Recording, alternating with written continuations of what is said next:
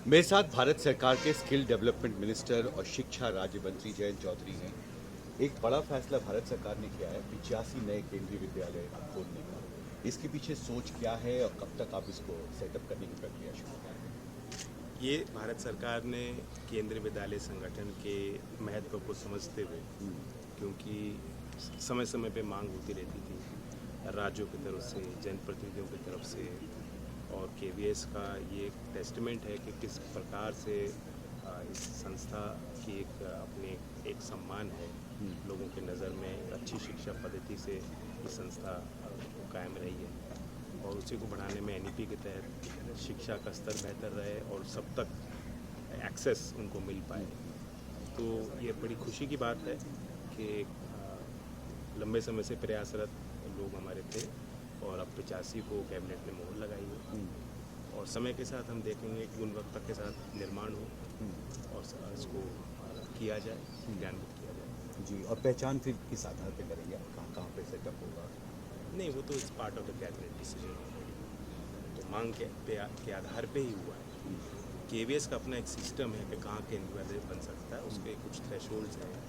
हमारे central government के employees होने चाहिए, ज़मीन की उपलब्धता राज्य सरकार की जिम्मेदारी है, तो हैंड ओवर होता है केवीएस को। साथ साथ रेंटरी अकोमोडेशन भी कुछ टाइम पीरियड के लिए चाहिए, क्योंकि फिर केवीएस खुद निर्माण करते हैं।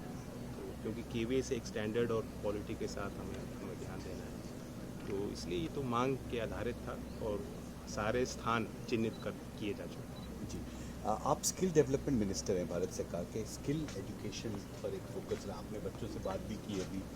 केवीएस में किस तरह से स्कूली बच्चों को स्किल बेस्ड की ट्रेनिंग के लिए आपने रोडमैप बनाया है? एक तो स्किल हब्स इनिशिएटिव में हमारे केंद्रीय विद्यालयों में कई जगह इस तरह का प्रयोग हुआ और पीएमकेवीवाई के अंतर्गत भी फ्यूचर स्किल्स जिसे हम कहते हैं, जो नए कॉन्सेप्ट्स हैं इंडस्ट्री 4.0 से जुड़े हुए हैं, जहाँ नए रोज़गार उत्पन्न होने हैं और नए कौशल की संभावनाएं हैं, तो वहाँ भी केंद्रीय विद्यालय के संगठन के छात्रों को, हमारे स्कूल के छात्रों को हमने एक्सपोज किया है।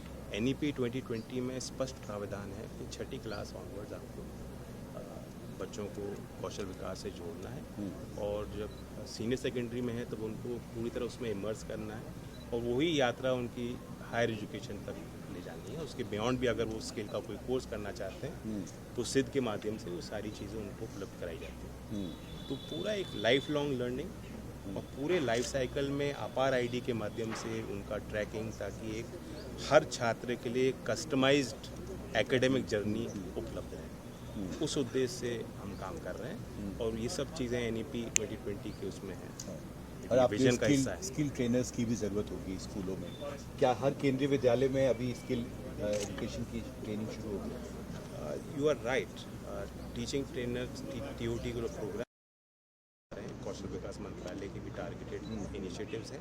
शिक्षा विभाग और कौशल विकास का जो मंत्रालय वो भी साथ में काम करता है। शिक्षा के क्षेत्र में हमारे भोपाल में पैसिव संस्था है जो स्किलिंग को लेके करिकुलम को डेवलप कर रही है, उनके साथ भी स्किल मिनिस्ट्री का लगातार एक तालमेल है। और जब मुझे जिम्मेदारी दी गई है स्कूल विभाग की और कौशल विकास की, मुझे लगता है प्रधानमंत्री जी के विजन का भी हिस्सा था, उनकी ये सोच थी और होल ऑफ गवर्नमेंट अप्रोच को हम लागू करें। और it helps them get employment, क्योंकि अगर यंग एज में आप ट्रेन करते हैं। See, today our whole conceptualization of having a formal degree which will help in employment is changing.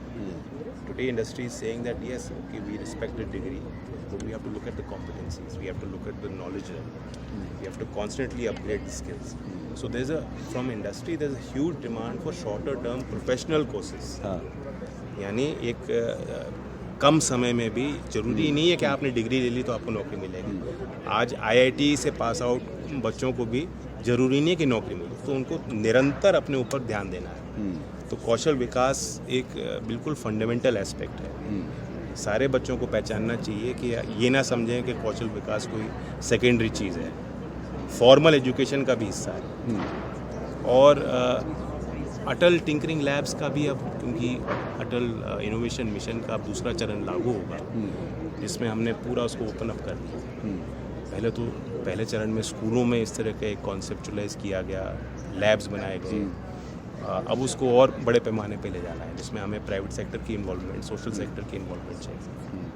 साथ ही मैं बताना चाहता हूँ कि हमारे पीएम श्री का जो अभियान है, हमारे ज़्यादातर केंद्रीय विद्यालय अभी से उनको चिन्हित किया गया है, उससे उनका अपग्रेडेशन हो रहा है, संसाधन उनको दिए जा रहे हैं।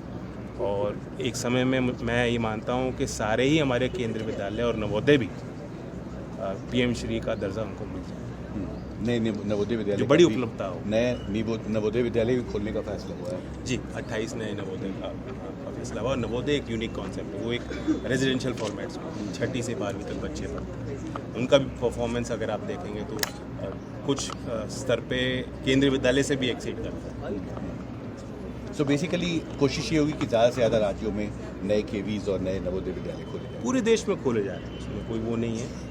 जहाँ राज्यों की तरफ से मांग आई, जहाँ हमारे जो पैरामीटर है, जो मापदंड है, उनको पूरा किया गया, वहाँ निर्माण हो।